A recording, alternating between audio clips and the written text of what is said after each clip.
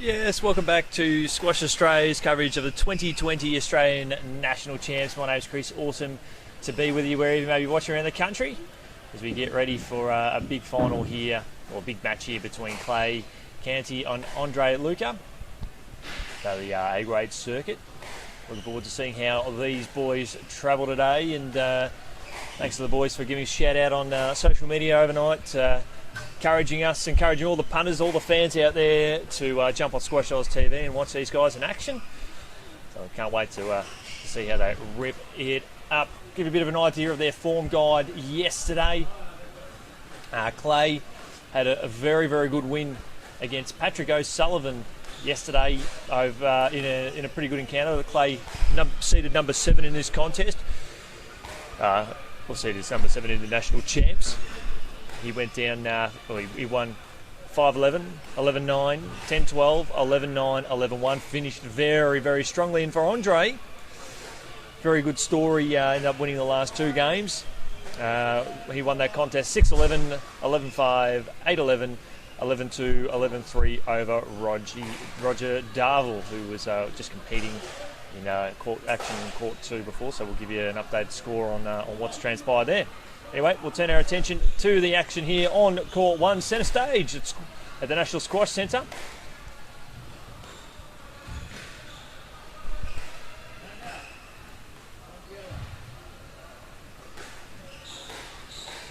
So scores are level.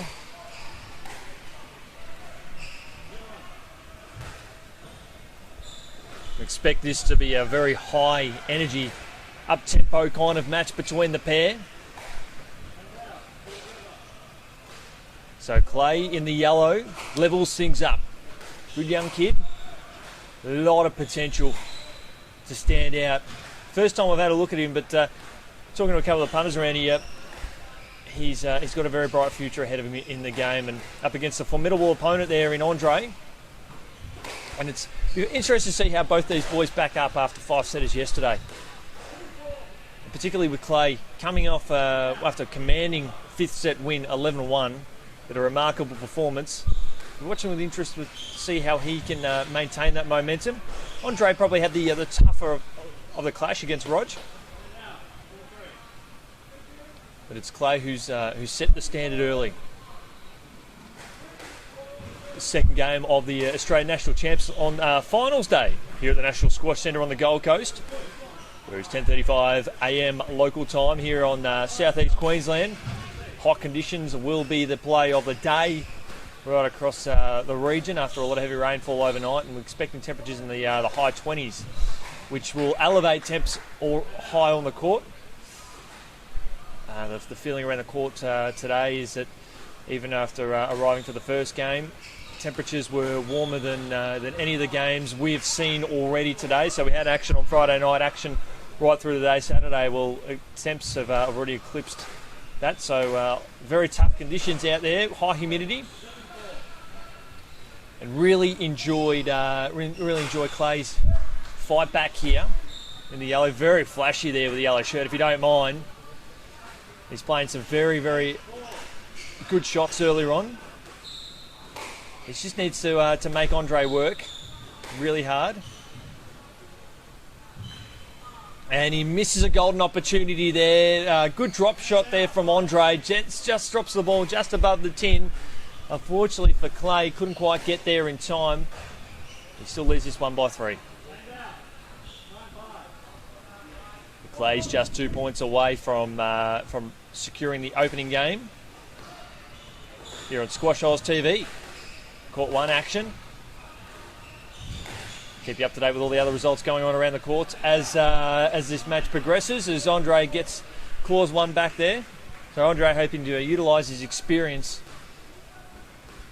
to advantage and have young Clay work really hard. And Clay will be learning a lot from Andre in today's game.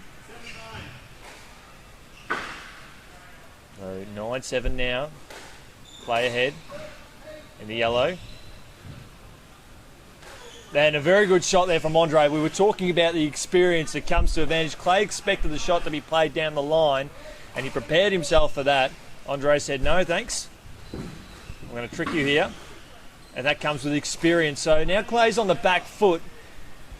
One stage it was 9-5, I think 9-4.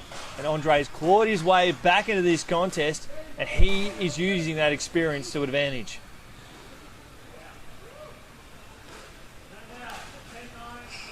So Clay now on game ball.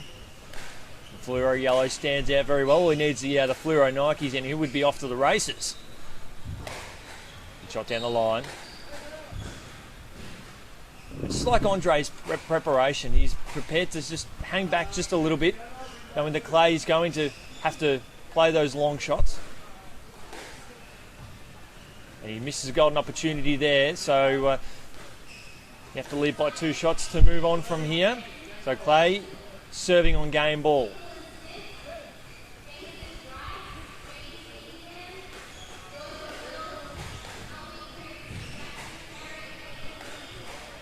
Good shot down the line. Clay gets pumped. He's pumped up. He wins this one 12-10. We'll be back with game 2 right after this break on Squash Australia TV. Technofibre has generously donated 3 of their flagship squash rackets, complete with bags, to be auctioned to the highest bidder as part of the charity auction that Squash Australia is running for its disaster relief appeal. All proceeds go to the Squash Australia Relief Appeal. Be the first to get your hands on a 2020-21 Technofibre CarboFlex racket. Jump online and register your bid today. Say 2020auction.paperform.co. Squash Australia wishes to thank Technofibre for all their support in supporting squash clubs during the bushfire appeal right across the country.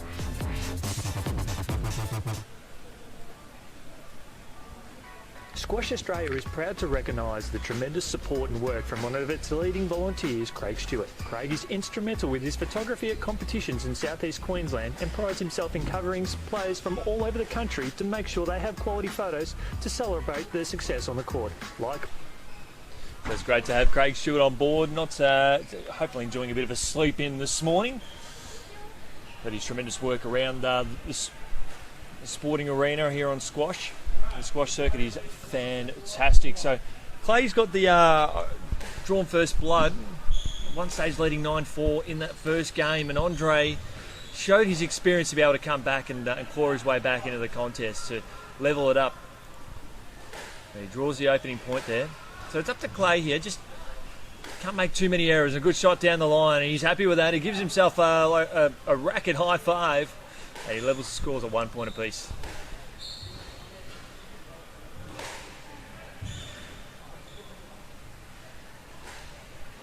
I think that will be the testing thing for Clay today, and benefit for Andre is that Clay's inexperience. Just see him make some shots that sort of mistime it and not even reach the tin.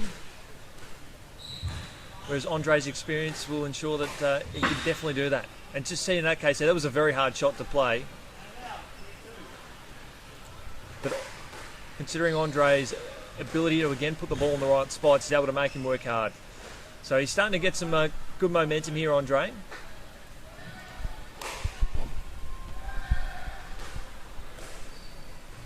Good shot, very good shot.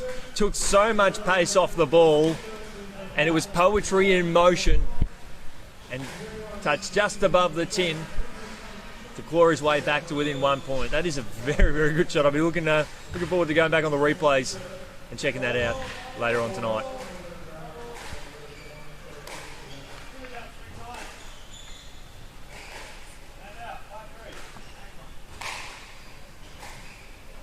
Andre extends his lead here to 2. And that's a very good shot there from Clay. Very, very good after missing the first attempt. But Andre was in the right spot to be able to put it away.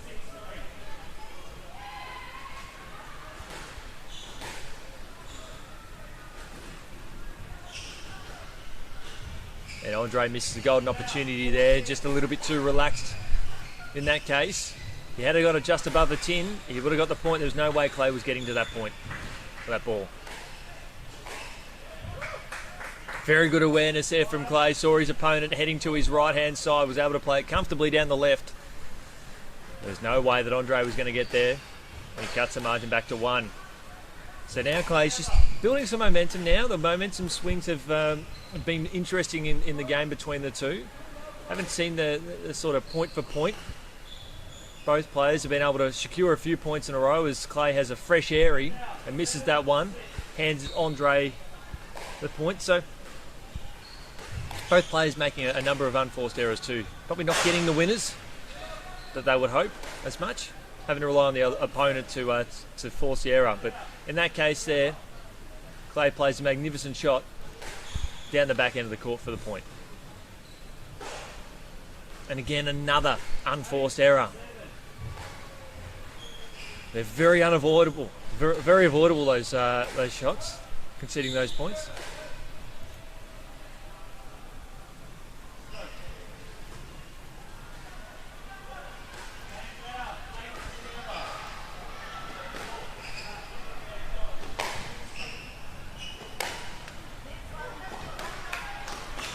Clay's just got to get his head back in the game now. Put that behind him. And you can tell that frustration has stuck with him. Andre's in prime position to take this game out.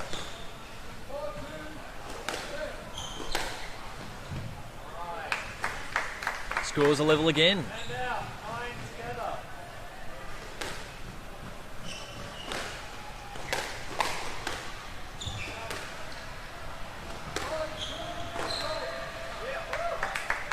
Good shot. Now Clay's on game ball.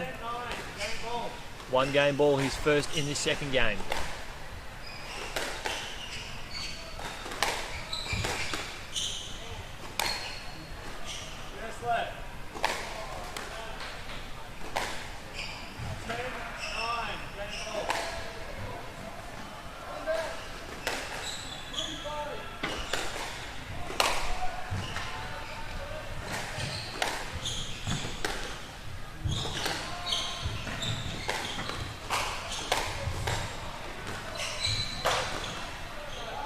Good shot there from Clay. He's pumped up. He's getting the crowd into a bit of a frenzy. He wins this one, 11-9.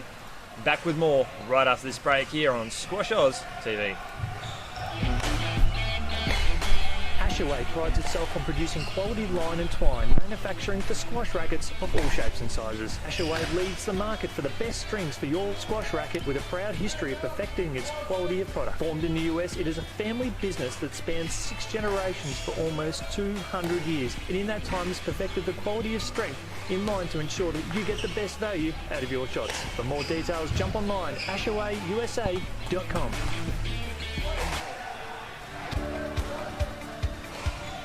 Squash Australia's sponsor, BLK, is one of the world's best for custom sportswear manufacturing. Combined with the intelligence of the most innovative fabric technologies, BLK produces the best in custom designed sportswear tailor-made for your needs. BLK is well known for its consistency with over 18 years of experience in specialising in teamwear design and produces quality and consistency from start to finish.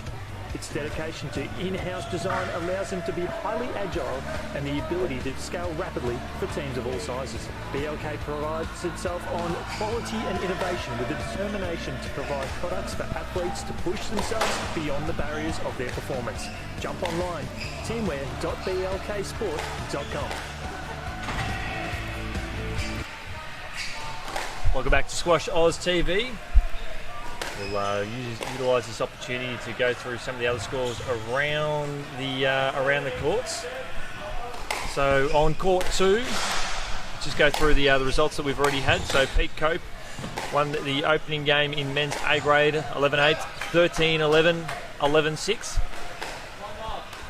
In the other game on court 2, we had Roger Darville, too strong for Pat O'Sullivan, 11-7, 7-11, 1-11. 12-10, 11-4. And on court 4, Adam Burke was too strong for Saul Edmonds, 11-7, 11-4, 11-1. Other games are currently in progress. We'll keep you up to date as we go along right throughout the day. Thanks for the feedback on the social media about that. We'll do our best to keep you up to date as soon as those games come to complete and those scores have been registered in the system.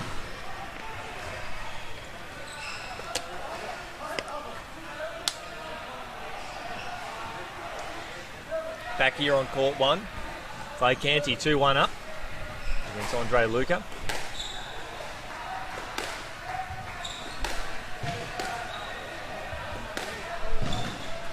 And Andre makes another unforced error there. Both players have done that over the course of the day, this game so far. So it's almost going to be a match that it's already starting to take shape anyway, but the player that makes the least errors is going to win. In that case there, Clay was in perfect position. Andre was nowhere to be seen in that situation. But that's probably good from Clay too, because he's been a little bit predictable in patches. When he is close up against the tin, he's likely to play the ball down the line. So if he can mix things up a little bit and do a little drop shot, catch his opponent on the wrong foot, then he keeps working hard, like a good shot down the line there. So he's just got to keep mixing it up. And the more squash he plays, as he climbs his way further up the ranks, he's going to be able to learn to do that more. Be a little bit less predictable for his opponents, because a number of times in this game, he has played the ball long. And Andre's been there waiting for him. And as we've highlighted with Andre, he does have that experience on his side. Clay leads his 1-3 love, or 3 points up.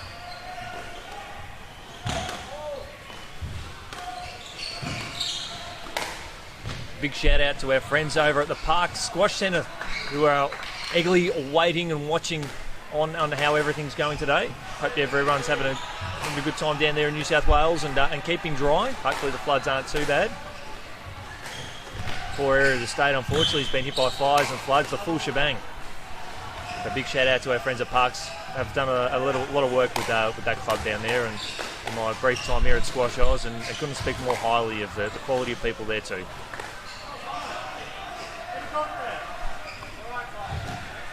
You see Clay's just getting a bit frustrated there. He's just got to learn to channel it, put it in the right spots, and focus on the next point. He's up this 1-8-4, 3 points away from victory. And he's running away with this game, the youngster.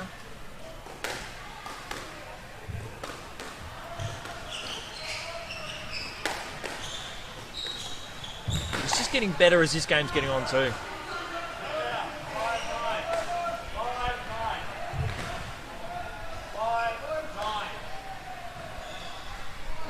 Thanks to great work from our volunteer referees here today. Getting in nice and early. And Clay plays a cracking shot, but unfortunately collects the tin.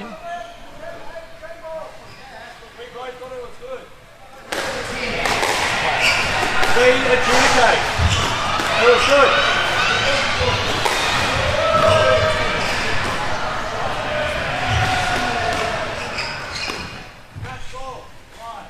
Yeah, that makes 3 of us, because I thought it was a really good shot from our vantage point.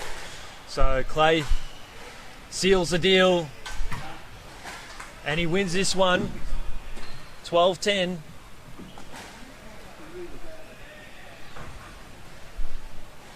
(11-4), 11-5.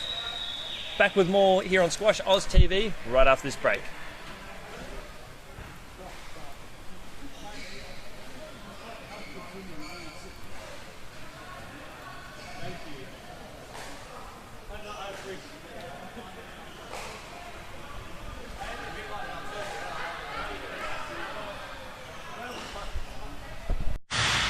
All right, joined by Clay, who needs to be put on the payroll here at Squash Australia after all the awesome plugs during the night, mate.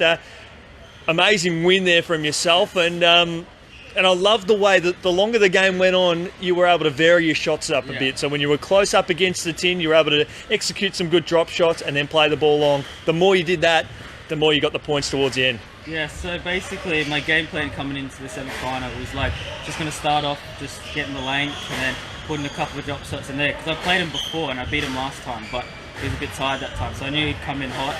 And then when the game started going on, I built more confidence, and then I was like, right, I can start varying up more cross courts, more drops, posts and all that, and then it helped me get the win. Tell us a little bit about your squash career, mate, a bit about your club and how you got into the game. So basically I started when I was 15, so 3 years ago. Just stepdad brought me down, I had a hit, and then it's been a bit of a hard, tough battle. 2018 I was all out for injuries, and then I came back 2019, and 2019 was just a rebuild. Then this year I was like, right, last year juniors, gonna make it count, get some results, and so far the results have been pretty good. I've been working at Daisy Hill with Brad, and then also been switching over to Sandgate with Nathan. And we've been working a lot on the technique and footwork, and so far it's paid off. What would you consider your biggest strength as a player? Biggest strength, at the moment it's probably just not giving up in the game. Even if I'm down 10-1 or something, I'll still keep going and going, and that's what helped me yesterday in my quarterfinal. I was down 2-1, down 8-7 in the fourth, and I was like, right, I'm going to keep going, keep pushing, and that helped me get the win, and that's why I'm here now standing in the final. And that was very impressive with you in the game yesterday as well, because you were able to consolidate that momentum. I think you won the last set 11-1 as well. Yeah. So you came in with a lot of confidence. You got the game back on your terms, and that's very important for a young player of your ability to be able to just dictate the play a bit more. Yeah, exactly. So that's what we've all been working on. Just come out in the fifth, give it all you got, and just every game just keep going and going. And hopefully, after the end of juniors, hopefully I'll start making my way on the PSA tour, start getting there, because like Brad and that said, got a lot of talent, so hopefully I can keep pushing through it. And Congratulations on a great win today, mate. You've definitely shown you are a player to watch, and we look forward to seeing you grow and develop as a player in the future.